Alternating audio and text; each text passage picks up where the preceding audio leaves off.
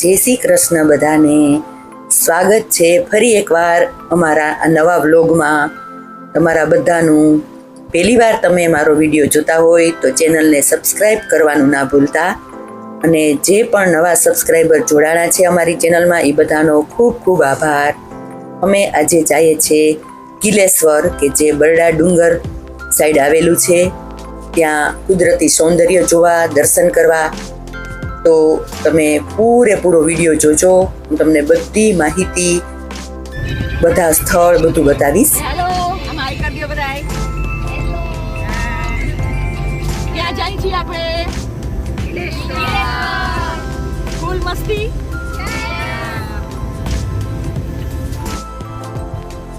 આ અમે લાલપુર રોડ થઈ અને જાશું. અમારી એક જ ફેમિલીના બધા મેમ્બર છીએ.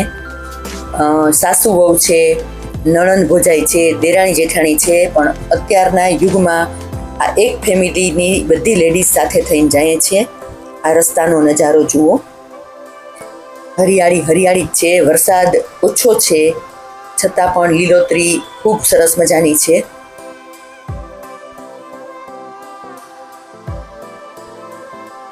રસ્તો પણ સારો છે, કાંઈ તકલીફ ન પડી. પણ સિંગલ પટ્ટો છે એટલે સામેથી વાહન આવતું હોય તો જરાક સંભાળીને જવું પડે. આ આવી ગયું છે પોરબંદર વન વિભાગ, બરડા અભયારણ્ય ભાણવડ. એ હમણાં 2024-29 ઓક્ટોબરથી જ આ બરડા સફારી, જંગલ સફારી શરૂ થઈ છે. પણ અત્યારે ચોમાસામાં એ સફારી બંધ હોય છે. જેવી રીતે સાસણમાં છે એવી જ રીતે છે. અહીંયા ઓક્ટોબરથી ચાલુ થશે. તો અહીંયા પણ જાશું ત્યારે ત્યાંનો વિડીયો બનાવીશ. અહીંયા આ ચેકપોસ્ટ છે, ત્યાં બધા વાહનોનું ચેકિંગ કરવામાં આવે છે. અને પ્લાસ્ટિકની મનાઈ છે એટલે બધા વાહનોનું ખાસ ચેકિંગ કરવામાં આવે છે.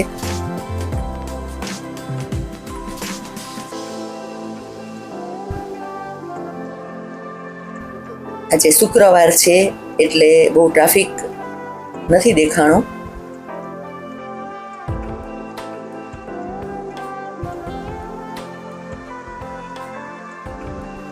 પ્લાસ્ટિકની કોઈ પણ વસ્તુ લઈ જવાની અહીંયા મનાઈ છે. પાણીની બોટલ, પેપર પ્લેટે પણ નથી લઈ જવા દેતા. એટલે એ ખાસ તમે લોકો જાઓ તો એ ખાસ અને ખાસ ધ્યાન રાખજો. તમારે અહીં બધું ચેક કરશે ત્યારે બતાવવું પડશે, અને પ્લાસ્ટિક હશે તો ત્યાં ફેંકી દેવામાં આવશે. એટલે ઘરેથી જ ધ્યાન રાખીને જ જાજો. અમારે થોડોક એવો પ્રોબ્લેમ થયો છે. અમને ખબર હતી પણ તો પણ થોડીક વસ્તુ લઈ ગયા પ્લાસ્ટિકમાં, એટલે પછી ત્યાં જ અમારે લંચ લઈ લેવું પડ્યું. જો આ ત્યાં બોર્ડ મારેલું જ છે. અને રૂલ્સને તો આપણે ફોલો કરવા જ જોઈએ, એ આપણી દરેક નાગરિકની ફરજ છે.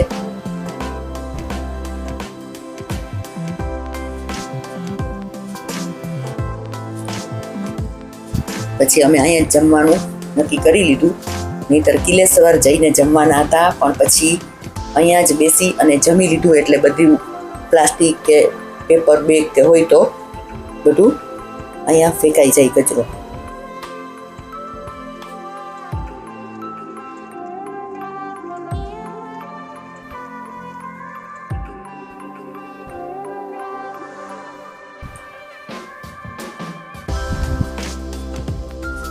થ્રો થાય એવી એક પણ વસ્તુ નથી લઈ જવાની.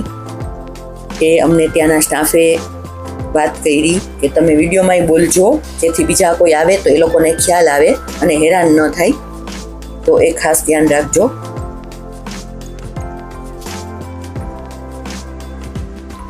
એ શું છે એક એક આઈટમ બોલતા જાવ તો. હાલો, શું છે જમવામાં? ભાજી, થેપલા, હા, પછી આ મેથીના થેપલા, મેથીના થેપલા, પછી ટીંગ ઢોકળા, ચણા કેરી, લસણની ચટણી, પછી કચોરી. તું બોલ, શું છે? શીરો, ઓ એવું કરી નાખીશ એડિટિંગ. નવકારની કચોરી. આજે મીના ભાઈ નહીં તો તમને શું શરમામાં વાંધો નહીં હો પછી ઘણું બધું છે હા બસ ઘણું બધું છે મારા ડ્રાઈવર ભાઈની થાળી પણ અમે કરી દીધી. આ ફરસાણ મકાઈ નથી એ તમને ચણા મેથી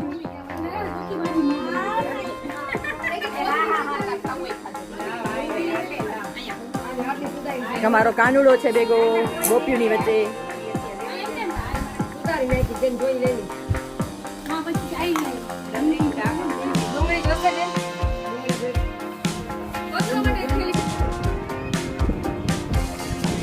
આ બરડા જંગલ સફારી વિશે તમને અહીં બધી માહિતી મળી રહેશે. ટિકિટ છે 400 રૂપિયા, ગાઈડના 400 રૂપિયા, જીપના 1400 રૂપિયા. પણ અત્યારે સફારી બંધ છે.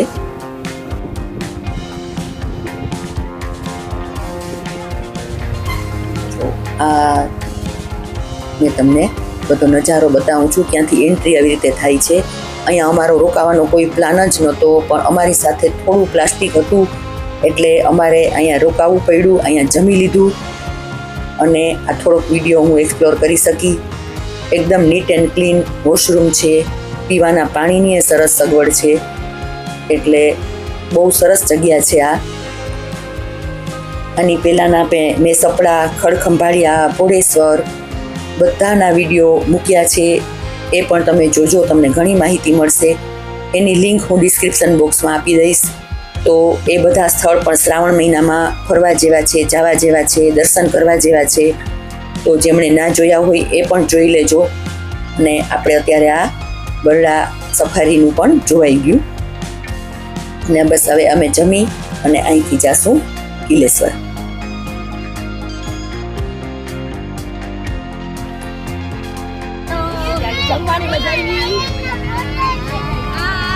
જમવાની મજા આવી બધાને.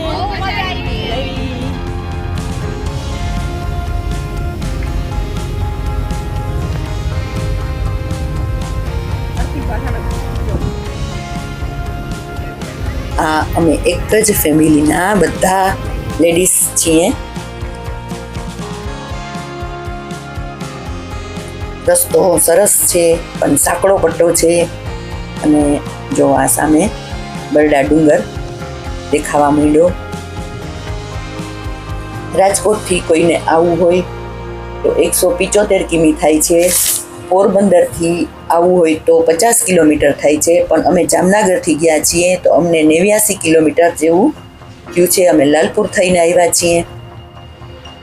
રસ્તામાં બોર્ડ મારેલા છે એટલે કાંઈ તકલીફ ન પડી.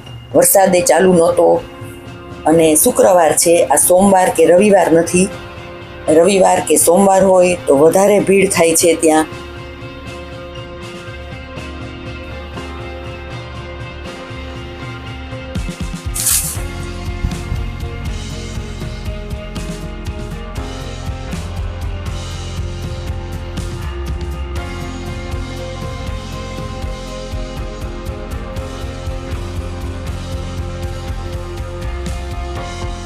બરડાની પર્વતમાળા વચ્ચે સુંદર મજાનું કિલેશ્વર મહાદેવજીનું મંદિર છે.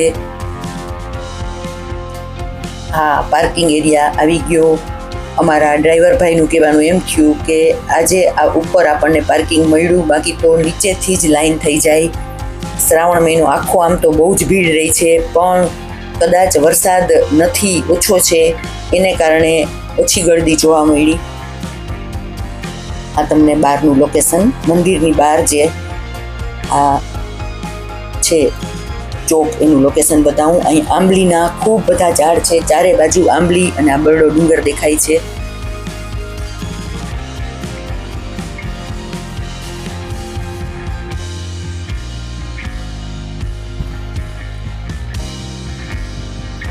ને અહીં મંદિરનું બોર્ડ પણ મારેલું છે. અને આંબલી અહીંયા વેચવા બધા બેઠા હોય છે અને માછલીને ખવડાવવા માટે ઘઉંના લાડવા પણ લઈને બેઠા હોય છે. આંબલી સાથે મીઠું ને મરચું એવી રીતે આપે છે, વેચતા હોય છે. અમે અંદર પ્રવેશ કર્યો. પછી આ પરિસર જ જુઓ. આ તમને બધાને બતાવવા માટે જ મેં આ વિડીયો લીધો છે ખાસ, કે અહીં આવતા પહેલાં તમે એકવાર આ નજારો જોઈ લ્યો. હજી વરસાદ હોય તો કેવું રમણીય લાગે, ખૂબ રમણીય, ખૂબ સુંદર એવું આ એટલું મોટું સરસ પરિસર છે.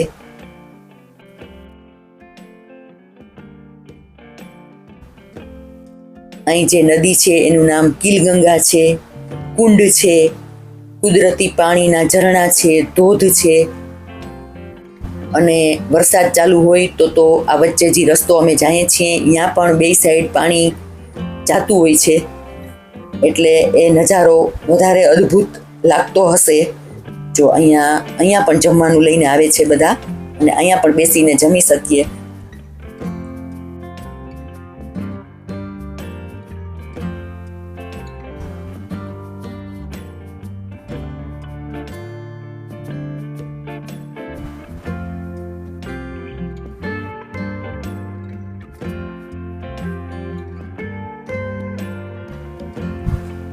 આ નદી છે, અહીં બેસવાનું પણ છે જગ્યા. થાકી જાય તો આપણે થોડી વાર બેસી શકીએ. આ નદીમાં માછલા છે, કાચબા છે, બતકા છે, એટલે અમે તો ઘરેથી જે લાવ્યા હતા એને ખવડાવવા માટે એ થોડુંક નાખ્યું. વરસાદ ઓછો છે એટલે પાણી થોડુંક સેવાળવાળું ને છે.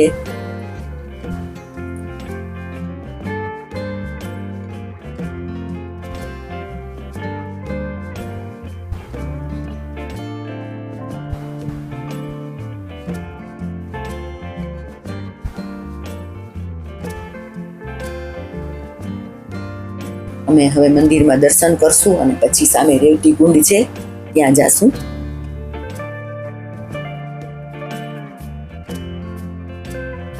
આ છે રેવતી કુંડ.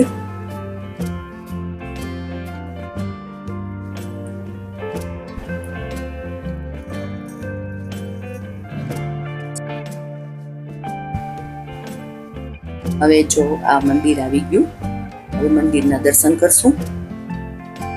ત્યાં આરતીનો સમયનું બોર્ડ મારેલું છે, કિલેશ્વર મહાદેવ લખેલું છે, અને બીજા પણ અહીં સુંદર મજાના વાક્ય લખેલા છે. મેં એના ઉપર વધારે વિડીયો ફેરવો, એ ખાસ વાંચજો, બહુ સુંદર વાક્ય છે, મને પણ બહુ ગમ્યા. પૈસા કે કોઈ પણ પ્રકારનું ધન ધાન્ય મંદિરમાં કરવાને બદલે તમારી સત્ય સદભાવના વ્યક્ત કરો, જેથી આપના જીવનમાં પ્રેમ ભાવનાથી સર્વ જીવની સેવામાં આપની શક્તિનો ઉપયોગ કરો. એવું બધું ત્યાં લખેલું છે, મને બહુ પસંદ આવ્યું.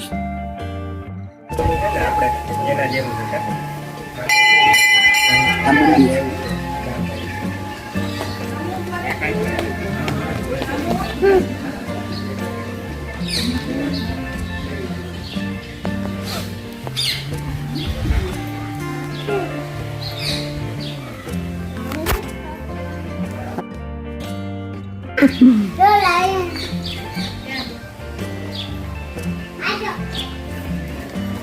એકદમ શાંત કોરાવાળું મંદિર છે. એટલી બધી પવિત્ર જગ્યા લઈ ગઈ અમને બધાને, એટલી પોઝિટિવિટી ફીલ થઈ. આ પાર્વતી કુંડ.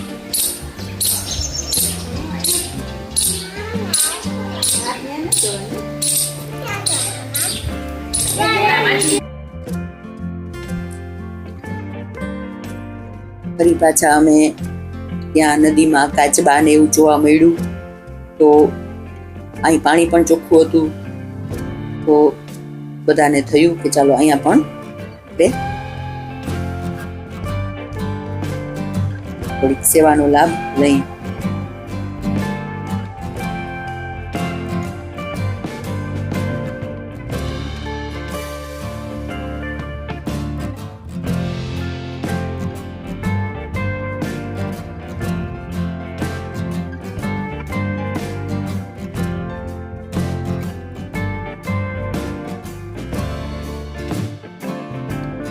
કાચબા જો કેટલા મોટા મોટા છે, ઘણા બધા કાચબા હતા.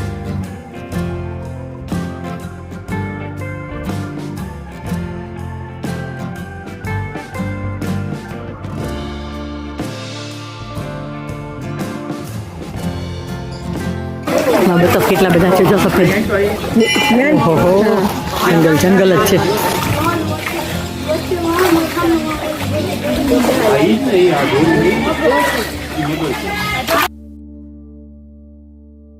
ફોટોગ્રાફી અને વિડીયોગ્રાફી કરી બધાએ.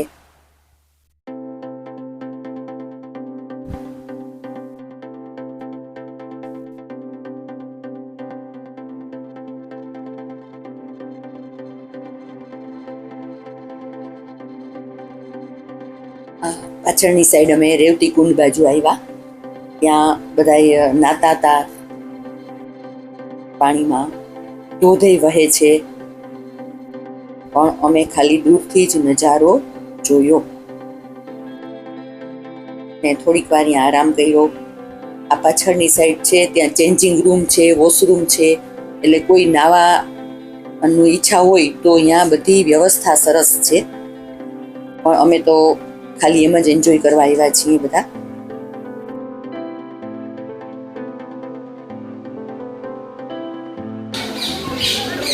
આ છે રાવણ વૃક્ષ. ખૂબ મોટો વડલો છે, જાજી બધી વડવાઈ છે. અને હવે બસ અહીંથી અમે નીકળવાની તૈયારી કરી લીધી.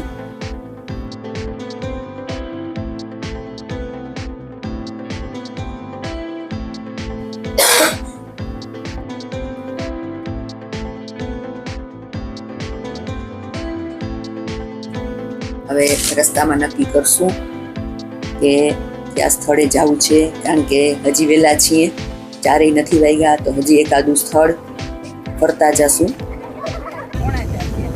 હાલો કહી દો ગાઈસ, મજા આવી? બહુ મજા આવી. બહુ મજા આવી ને. બીજો પ્રોગ્રામ ક્યાંનો કરવો છે? બધાય કયો, હવે એક ચોઈસ. હાલો હાલો જાય. હાલો તમે કયો ક્યાં જવું છે હવે? તમે કયો. બહુ મજા આવી, પણ યાર થોડોક વરસાદ હોત તો બહુ મજા આવત. હા સાચી વાત છે.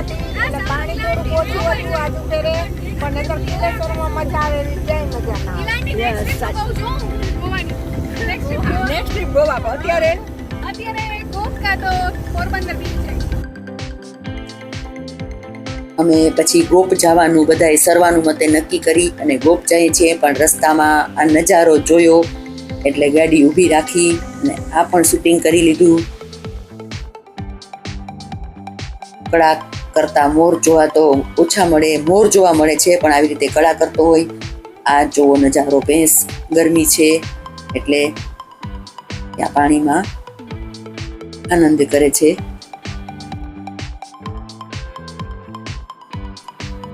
આ વન્ય જીવન અવર જવર ક્ષેત્ર છે, પણ દિવસે તો કઈ વાંધો આવતો નથી. અને ગોપ તરફ જવા નીકળી ગયા.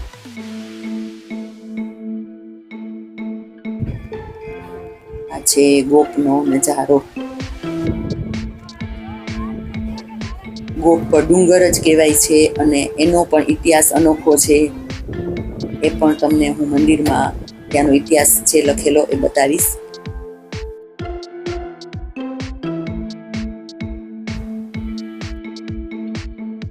તમે કોમેન્ટ કરીને મને ચોક્કસ કહેજો કે તમને મારા વિડીયો કેવા લાગે છે. આ ગોપ મંદિરનું પરિસર છે.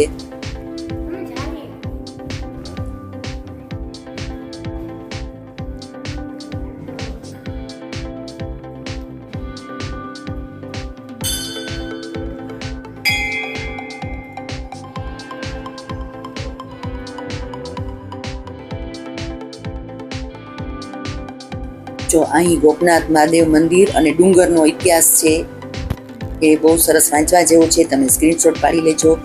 હવે અહીં વિડીયોને હું વિરામ આપું છું. ફરી મળીશું નવા વ્લોગમાં. ત્યાં સુધી જય શ્રી કૃષ્ણ.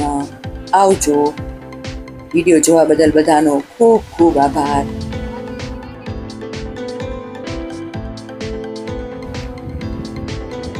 ચાલો બાય બાય. Bye bye.